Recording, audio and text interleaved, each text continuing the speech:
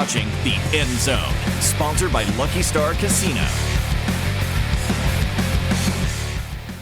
Welcome to another edition of The End Zone, along with TJ Eckert. I am Colby Daniels, and back by popular demand is Rodney Anderson, this time without the knee brace. Rodney, how are you, my friend? The knee brace is gone. Got the flexibility? Full range of motion. Nice. Yeah, I feel good. Just doing some physical therapy, working the rest of the little kinks out, but happy to be here. Love it. It is popular, by the way. There were people clamoring. They said, we want Rodney back. And we said, look, we're going to do what the people want. That's right. That's what we did. All right. That's right. There you go. Well, the season has ended, and we're getting ready for the bowl matchups, which we'll talk about shortly. But the transfer portal right now is what's making the news and making the headlines around college football. And it seems like OU has a new quarterback this week, getting a commitment from Washington State QB John Mateer. The money involved in the transfer portal is something that everybody's discussing, and there have been reports this week that OU offered around $3 million for Mateer. Other reports suggested that Miami might be willing to pay $3.5 to $4 million for the services of one John Mateer, but these quarterbacks are getting paid. Oh, yeah. And, rightfully so, the QB, leader of the team. I don't know how, for those that don't know, I do work currently in NIL. I don't know how true all of those numbers are. I will say they are up there. I mean, it is what it is. It's kind of the Wild West. Cat's out of the bag. There's no secret about NIL anymore. They are getting paid for sure. Are these numbers exact? I don't know. Right. But they're up there, though. What you can provide a better perspective than most. Schools aren't cutting these kids checks for $3 million and then they're off on their way, correct? There's got to be some sort of, how is it balanced? Is it multiple payments? Is it multiple avenues? Like, how does that normally work? Yeah, well, I mean, you got to keep in mind right now, we still haven't gotten to where it's going to be once this house settlement figures itself out or whatever happens there. But most of the time, there still has to be an exchange of services for this money. Okay. Like, they're not just getting endless amounts of cash just for showing up. It is getting to that. Right. Like, we all know that. But, it's like pub in the collective, or I'm going to do this for this company or whatever. And then that's how you unlock your payments or your money or whatever. And it's different school to school. Sure. Everybody interprets the NIL guidance from the NCAA differently. Everybody kind of, and then they have to put that up against their state laws, their university laws. So how we do it at Oklahoma is not going to be how OSU does it in Stillwater. Sure. And then how we do it at Oklahoma is not going to be how Texas does it in Austin. And so it's just going to always be that way until this summertime, whenever things get a little bit more. And even though it is essentially pay for play, because of the current structure, NIL, you're paying them for their name, image, and likeness. So there has to be that transaction. Exactly. Even though it is pay for play, but you have to mask it under the transactional NIL. Until we get to until we get to this next phase, and we'll see how well that is. That has guardrails with it. But I did want to get to another quarterback that it seems like is getting a big payday, and that's former Oklahoma quarterback Jackson Arnold. Now, I was listening to a podcast earlier this week where one of the guys from Rivals.com threw the number out that he had heard Jackson Arnold was going to get $2.5 million to go play quarterback at Auburn. Now, we all understand that Jackson Arnold struggled throughout this season. Not all of that was his fault, and I've been a defender of Jackson Arnold for the people that have hated on him. But 2.5 following what he did last season is wild. So I went and looked up the NFL draft last year. Bo Nix at Oregon last season was a Heisman finalist, right? Had a phenomenal season for Oregon, and we can look at the numbers right here, what Bo Nix did last season for Oregon. He's the number 12 pick in the NFL draft. His signing bonus was $2.5 million for year one, and his base salary is $795K. Gentlemen, $795K more for Bo Nix this season than Jackson Arnold will make next year at Auburn. That's insane. And again, like, my issue with these numbers is like, has he done anything for Auburn yet? Is this going to be a waste of money? Is it going to be a good spend? I don't know. Like, you really can't call it. I agree with you. I think Jackson Arnold is a phenomenal athlete. Yeah. I think here at OU, circumstances just were against him.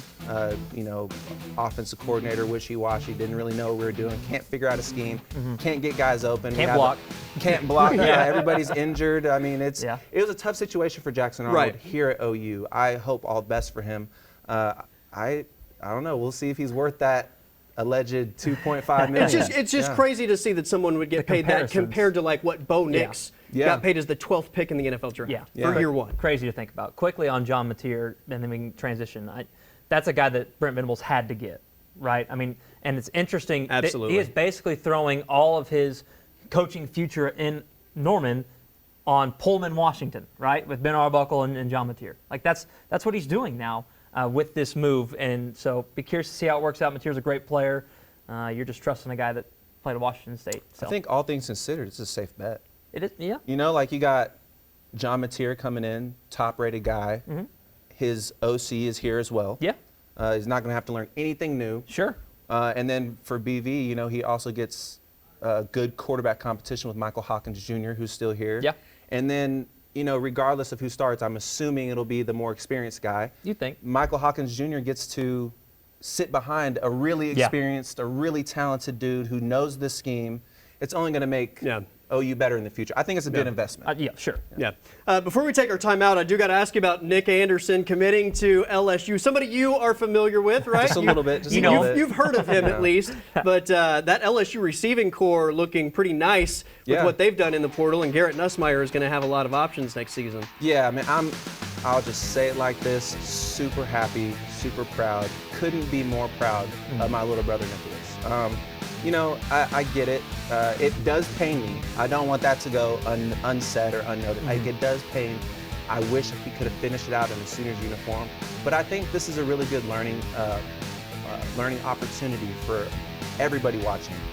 These kids are doing their best. You know, they did their best for this program. They're doing best for their career. Like, they're just doing their best. They're not going to always be able to make everybody happy. There's no bad blood between Nick and OU. I feel like he could still show up on campus, walk around, and be loved. But he had to make a business decision. You know, if I came to you and was like, hey, here's a better opportunity. Everything that went wrong for you here is going to be fixed over here. That's no slight to the place you left. It's no slight to you or how you interact with the fan base or whatever. You just got to do what you got to do because Nick is a young businessman. He's got a family that's supporting him. He wants to have a family in the future. You know, you got to set yourself up. So that goes for all the kids, not just Nick in the transfer portal. No doubt. Quick note. They come here late November. What jersey are you going to be wearing? What colors? I will be I'm not going to be down there on this split. You going to get the split? Listen, I'm not going to be down there in an LSU jersey. Come on, like he wouldn't do that. I just feel like Nick wouldn't ask me to do that. That's fair. Yeah, there you go. Ask me to do that, you know. But I will say, if he scores, I will be the same. Absolutely. Like, you know, It's blood. It's people blood. have seen me in the stands when Nick scores. Like that's my little brother, yeah, dude. you got to. Absolutely. I remember when he was just a kid like, you know, snot-nosed kid. Yeah. And now he's out there on the biggest stage doing it. That's awesome. You know, That's I can't help but be supportive. Well, congratulations to him, and we'll certainly be rooting for him at LSU. And excited to see him at least back once here in the state of Oklahoma next season. All right, let's talk about these college football playoff matchups coming up this weekend here on the End Zone.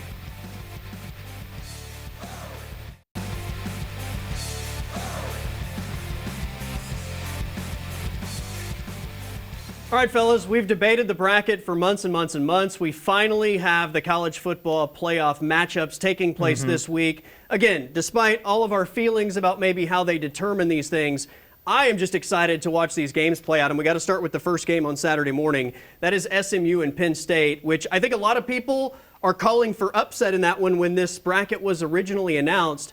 The fact that it may be between 13 and 29 degrees at kickoff in Happy Valley, that probably pumps the brakes a little bit for me. On a neutral site, I might pick SMU, but at Penn State with the weather conditions, the Nittany Lions are built for that type of weather. Yeah, I think we're going to really see what SMU's made of. You know, they're not really getting that kind of weather in Dallas, maybe a touch here and there. But at the same time, too, I do think they're a team with a chip on their shoulder that wants to make a statement. What better way to do it than in Happy Valley? I think it helps them, SMU, that it's an early kick, right? Like if you're playing a night game in Happy Valley, that's hard. One of the toughest places to play in the country. I think having an early morning kick, it hurts that it's not a neutral site like you mentioned, but if we're going to split hairs, it's good that it's 11 a.m. and not 6:30. Before we move on, interesting note, Penn State's backup quarterback entered the portal. Yeah. He said he didn't want to. He obviously wanted to play for his team, but quarterback spots are going quickly, and to secure his future, he had to leave. Unfortunate. If Drew Aller gets hurt, they might be in a very difficult position. All right, Texas Clemson, I think one of the best matchups this weekend. I feel like people are either sold completely on Texas winning this game, or they think this is upset. Maybe not a whole lot of in between, at least from what I've gauged. I'm not sold on Texas's consistency on the offensive side of the ball. There's that whole back and forth. When do we play Arch? When do we not play Arch? There's a lot of people who are like sold on Arch. Let's get him in the game. And so I don't know. I think if we had a more consistent offense from Texas earlier, or I guess later in the season, I'd be on Texas's side, I guess, for this situation.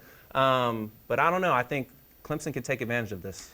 Clemson's experienced in that, and with the coaching staff, Dabo Swinney's been there, done that before. I just don't know which Clemson team's going to show up, speaking of consistency. They haven't been that impressive until maybe late in the season. So I'll be curious to see what happens there. They might be the best team if they got more consistent quarterback play. Quinn Ewers essentially shuts down in the red zone. It's very strange. He's not bad between the 20s, but inside the red zone, their offense really takes a nosedive. All right, finally, Ohio State at Tennessee. Tennessee fans have been trolling Ohio State fans all week. They've been playing Rocky Top at every jukebox in Columbus. They were also able to acquire about 30,000 tickets inside the Horseshoe, which is going to make for a very interesting game. I think this is the best first-round matchup anyway, and this is going to be a fun game at night in Columbus. 100%. I mean, you've got really talented teams on both sides of the ball. It's going to be a toss-up. I really don't know. It's a hard place to play, but I don't think it's harder than Tennessee. That's just a loud stadium, so it's not going to be anything that they're not used to. So I don't know. We'll see. When you compare quarterbacks, Will Howard versus Nico, to me, you give the advantage to Nico. I'm still not impressed with Will Howard. I don't think he's a guy that can lead you to a national championship. So that's, in a game like that, that's kind of where I tend to lean. Curious to see how he handles the environment, Nico, but we'll see how it goes. I think Tennessee has a pretty good chance to win that game. I think Nico's more talented. He's still young, though, and they don't put a lot on his plate. Who has the better defense there? Because that's probably who I would lean toward. That's tough. That is tough. I might give it to Ohio State. Ohio State's been playing pretty good defense. Tennessee early in the season, if you would ask me that in October, I would have said Tennessee without a question, right? But at home to Ohio State at night, that's tough, man. If we can just get those 30,000 Tennessee fans to sing Rocky Top while Nico plants the flag, you don't want to get commits a felony. A felony, yeah. Be careful. At midfield, that would be local law epic enforcement. to conclude. If you get a felony in the first round and win, do you get to play in the second game? It's like targeting. That's a good question. Like you have to miss the first half against Oregon, and then you can come back in the third quarter. All right, we're going to put Rodney Anderson back in the hot seat. He got the first down last time. We'll see if he gets a touchdown this time on Moving the Chains.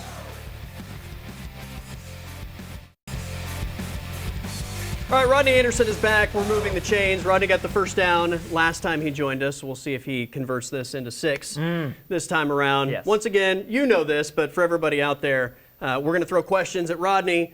However well or not well he answers these, we will give him plus or minus yardage, and we'll see how this thing plays out. So first question, Rodney, you went on bowl trips, right? Some of those were of high importance. Significant.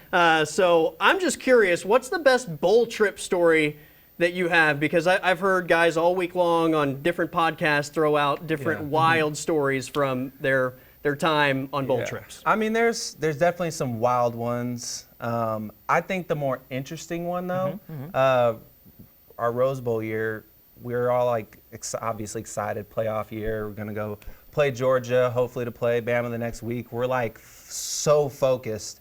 We get out there, they have the activities. We're at Disneyland or whatever it was.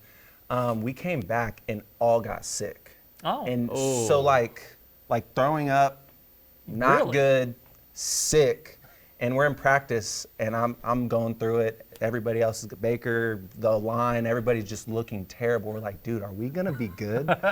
And we ended up being good. All right, good enough to play. I guess not good enough to win. One side of the ball was all right. That's crazy. I'll give you a 7-yard game because I didn't know that story happened, and you guys played really well offensively. And that game was on New Year's Day. That morning, I was a little sick from the night before's activities. I'm sure it's very similar things there. So we'll go 7 yards there on that one. Okay, second down. This is a way too far in advance look, but I want a bold take or a hot take on OU's season in 2025. Okay. I think we have top 5 defense. Oh, nationally. Nationally. Okay. just because it's the camaraderie, bunch of guys coming back. Sure. This is another year in BB's system.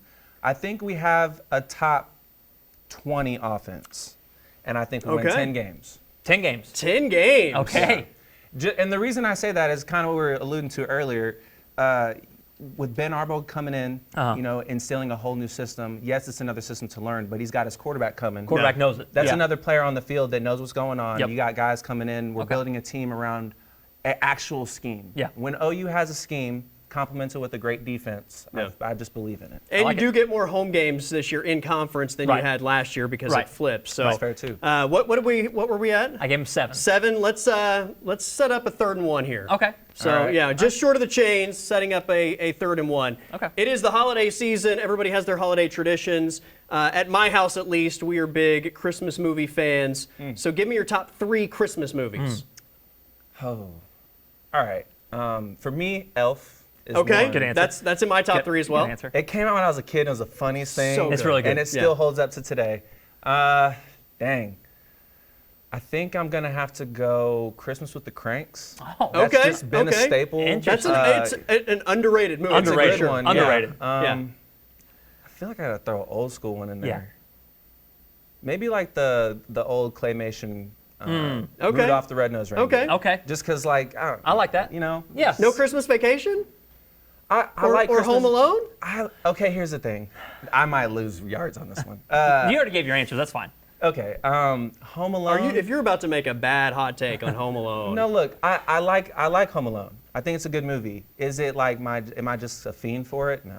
It's not, and it's not. I wouldn't think of it as a typical Christmas movie. Yeah, and It's more a Christmas movie than Die Hard. But for me, it's got to stand the test of time. Okay. And weirdly enough, like the claymation Rudolph stands a better test of time than the Home Alone. Fair. Just because, like, if you're introduced to that past the age of 10, it doesn't make You're sense. lucky to you. TJ's grading this one and I am, because because I it's the first might down. commit. This would be a turnover Okay, well, if it was me. Yeah. First down for Rodney. All right. We'll let Colby grade on the right. this is the first and 10. The last final maybe question. I'm not the guy for like. No. You are. And okay, this will be an easy one, I think.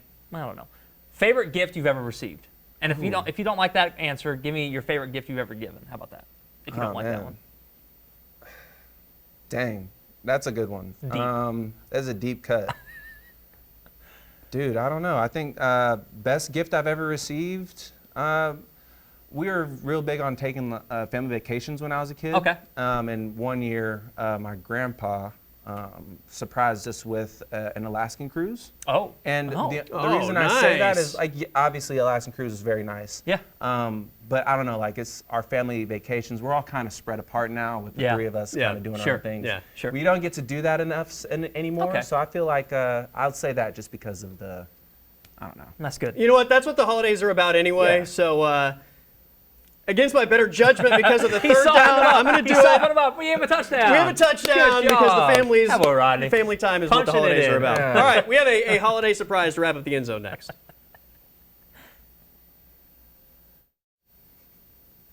All right, as we wrap up this holiday edition of the End Zone before we are in Fort Worth next week for the show as OU plays Navy in the Armed Forces Bowl. You guys both made the nice list this year as opposed to the naughty list. So I come bearing gifts for TJ. I know nothing.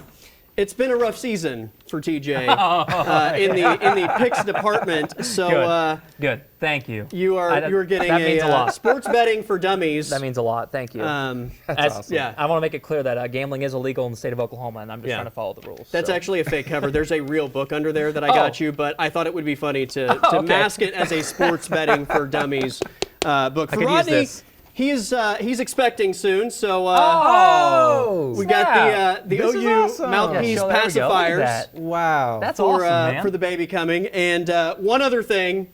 You don't have the knee brace. I don't know if you kept it or not. You might need it when you're chasing around the little one. So I happened to find my old one in storage recently. So, just in case. At We've, this point in time, you can never have too many knee That's braces if your name is Rodney Anderson. So thank you.